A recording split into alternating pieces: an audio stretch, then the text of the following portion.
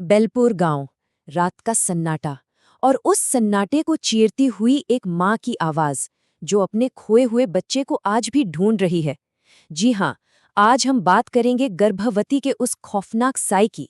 ये एक ऐसी कहानी है जिसमें दुख है, धोखा है और एक ऐसा बदला है जो मौत की दहलीज भी लांघ जाता है। मेरा बच्चा कहाँ है?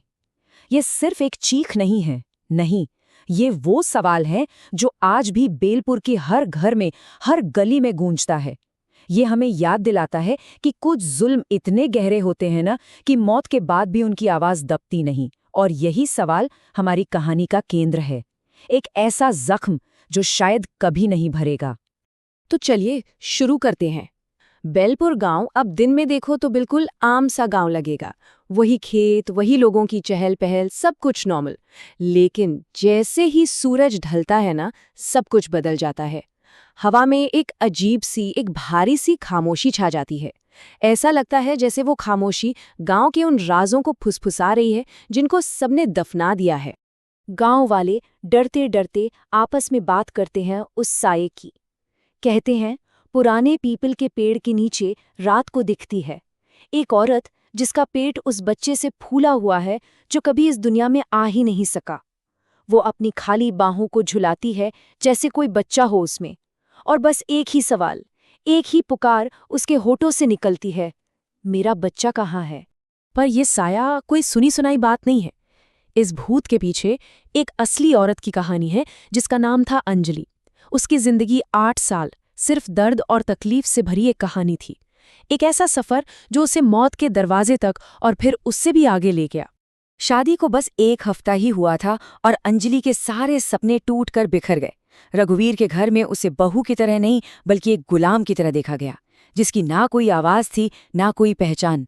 ये तो बस उस नर्क की शुरुआत थी जहां से लौटना नामुमकिन था। उसे जलील करने का पहला हथियार थे शब्द, और पहला ताना दहेज का। तेरे बाप ने दिया ही क्या है? 2 बर्तन और एक पुरानी अलमारी, बस यही उसका गुनाह था। और ये चीजें उसके परिवार के लालच का बहाना बन गई और उसे हर रोज उसकी हैसियत याद दिलाती थीं। साल गुजरते गए पर घर में बच्चे की किलकारी नहीं गूंजी। अब ताने और जहरीले हो गए और क्रूर। उसे बांझ बुलाया जाने लगा, एक ऐसा शब्द जो किसी भी औरत के दिल को चीर दे, जैसे कि वो अधूरी है, एक नाकामयाबी है। और फिर ये कहा जाने लगा कि ये तो हमारा वंश मिटाने आई है। मतलब सारा का सारा दोष बस उसी पर डाल दिया गया, जैसे बच्चे का ना होना सिर्फ और सिर्फ उसी की गलती हो। वो बेचारी अकेले ही पूरे खानदान की उम्मीदों का बोझ उठाए घूम रही थी। अंजलि के लिए ना जुल्म एक चक्रव्यूह बन गया था जिससे निकलने का कोई रास्ता ही नहीं था। उसकी सास शांताबाई दिन भर ताने मारती, उसका पति रघुवीर उसका मजाक उड़ाता, और ससुर भैरव सिंह, वो तो अंजलि के माँ बाप से झूठ बोल बोलकर सब ठीक है का दिखावा करता था। गांव की औरतें उसे ऐसे देखती थी जैसे वो अछूत हो, और रातें रातें तो जैसे कयामत थीं जब उसका शराबी पति उसे रोज पीटता था। लेकिन फिर उस घने अंधेरे में एक उम्मीद की किरण दिखाई दी। कुछ ऐसा हुआ जिसने सब कुछ बदल दिया, या ऐसा लगा कि सब कुछ बदल जाएगा। अंजलि को पता चला कि वो गर्भवती है। सोचिए, जब डॉक्टर ने उससे कहा होगा, बधाई हो, तुम माँ बनने वाली हो, तो उसे कैसा लगा होगा? जैसे सालों बाद जिंदगी में पहली बार सूरज निकला हो। अंजलि को लगा कि ये बच्चा उसकी सारी तकलीफें खत्म कर देगा। एक पल के लिए ही सही, उसे लगा कि अब सब ठीक हो जाएगा। पर उसकी ये उम्मीद भी बेरहमी से तोड़ दी गई। उसके ससुराल वालों ने साफ साफ कह दिया, हमें बस एक वारिस चाहिए, तुम तो बस एक जरिया हो। मतलब उस बच्चे को आशीर्वाद नहीं बल्कि एक सौदा समझा गया। और अंजलि, वो बस एक चीज थी, कोई इंसान नहीं। उसके गर्भवती होने से भी कुछ नहीं बदला। उससे अब भी भारी काम करवाया जाता, उसे भूखा रखा जाता। डॉक्टर ने साफ साफ चेतावनी दी थी कि उसकी और बच्चे दोनों की जान को खतरा है, पर किसे परवाह थी? उनकी जान की कोई कीमत ही नहीं थी। और यहीं से कहानी उस मोड़ पर पहुंचती है जहां जिंदगी खत्म होती है और बदला शुरू होता है। वो रात जब अंजलि की मौत हुई और वो एक बदला लेने वाली परछाई बनकर वापस लौटी, वो सब कुछ छीनने के लिए जो उससे छीना गया था। उस आखिरी दिन की शुरुआत बस एक ठंडे खाने की प्लेट से हुई। वो डॉक्टर के यहाँ से आई थी, थकी हुई थी और खाना गर्म नहीं कर पाई। बस इतनी सी बात, इतनी मामूली सी बात उसकी मौत का कारण बन गई। उन दरिंदों को तो बस एक बहाना चाहिए था। उसकी मौत कोई हादसा नहीं थी। नहीं, ये एक सोची समझी बेरहमी से की गई हत्या थी। सब कुछ शुरू हुआ एक इल्जाम से। रघुवीर नशे में धुत चिल्लाया कि वो बदला ले रही है। फिर उठा उसका हाथ, पहला थप्पड़, और उसके बाद घोंसे, लातें, वो उसे जानवरों की तरह मारता रहा। और उसके माँ बाप वहीं खड़े चुपचाप देखते रहे। अंजलि गिड़गिड़ाती रही, अपने होने वाले बच्चे की दुहाई देती रही, पर उसकी आवाज हमेशा के लिए खामोश कर दी गई। और इस स्लाइड से पता चलता है कि वो परिवार कितना राक्षस था। एक तरफ उन्होंने उसकी जान ली और दूसरी तरफ उसे एक सही अंतिम संस्कार तक नसीब नहीं होने दिया।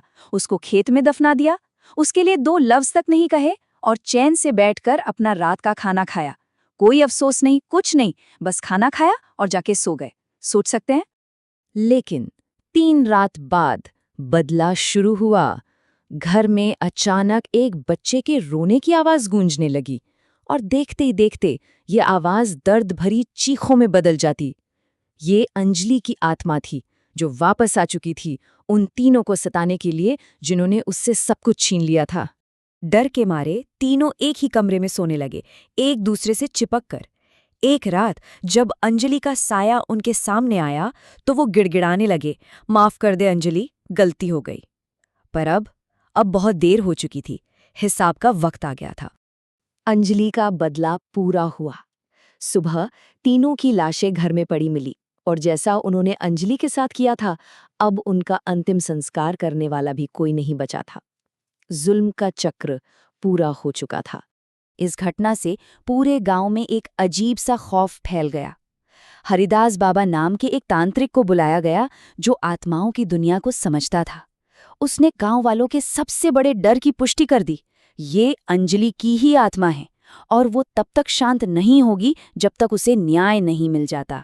तांत्रिक के कहने पर गांव वालों ने अंजलि के शरीर को खेत से बाहर निकाला और आखिरकार उसे वो अंतिम संस्कार दिया जिसकी वो हकदार थी। ये जिंदा लोगों की एक कोशिश थी, मरी हुई आत्मा को शांत करने की, उसे सुकून पहुंचाने की। लेकिन क्या उसे शांति मिली? गांव वाले कहते हैं कि रस्म के बाद भी कहानी खत्म नहीं हुई। उसकी आत्मा आज भी बेचैन है। वो आज भी कुछ ढूंढ रही है, कुछ ऐसा जो शायद बदला भी उसे वापस नहीं दिला सका। और इसीलिए उसका सवाल आज भी बेलपुर की हवाओं में गूंजता है, एक ऐसे जख्म की तरह जो कभी नहीं भर सकता। ये हमें याद दिलाता है कि कुछ तलाशें कभी खत्म नहीं होती और कुछ आत्माओं को कभी शांति नहीं मिलती। वो हमेशा के लिए 2 दुनियाओं के बीच भटकती रहती हैं, हमेशा बस खोजती रहती हैं।